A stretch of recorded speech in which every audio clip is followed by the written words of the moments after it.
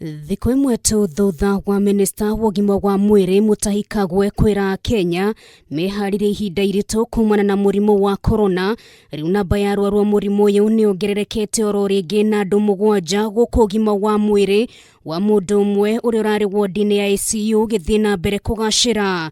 All the 7 are Kenyans. 4 of them have a travel history, 1 from Congo, 1 from the UK, and 2 from the USA.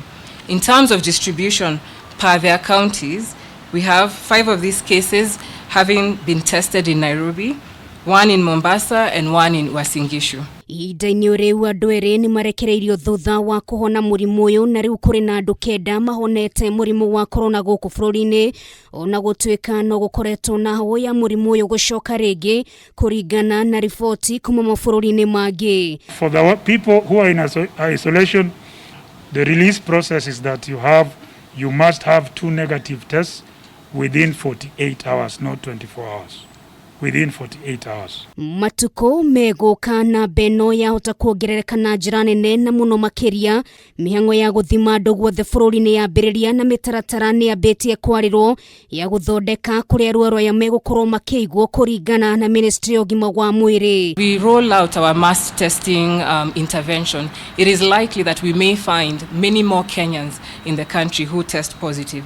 And so because of strained capacities in being able to put all these Kenyans in one place, one of the measures that we are looking to deploy within the coming weeks would be a home-based care protocol. Developing guidelines for home-based care for COVID-19, and once we are through with the guidelines, we'll be able to quickly bring the county health management teams up to speed so that we can be able to manage mild cases at home.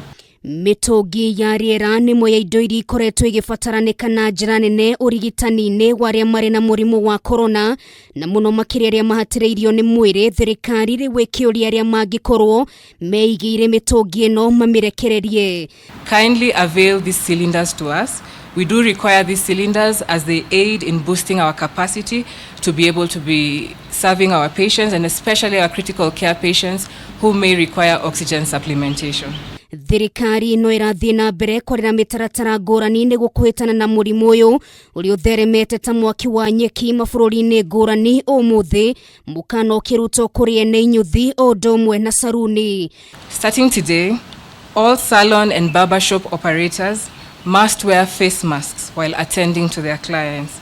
Further to this, we shall be giving further instructions on how you restrict the number of clients you have in a salon to avoid the crowding in our salons and barbershops. We must also ensure that our salons and barbershops have hand sanitizers and their clients actually maintain social distancing and they practice basic hygiene in their operations. Maya mokĩte rĩrĩ mũrwaru wa mbere gũkua gũkũ bũrũri-inĩ kumana na mũrimũ wa corona ahurũkirio mwena wa Kitale thĩinĩ wa igongona rĩrĩa rĩgwĩkinyĩtio nĩ andũ anini a bamĩrĩ, maabitha thirikari o ũndũ ũmwe na maabitha a borithi. This disease has shown itself to be blind to our creed, our status, our color, our age, and I dare say even our height. And it is for this reason we are calling for one-for-all approach as we try to protect ourselves and our country.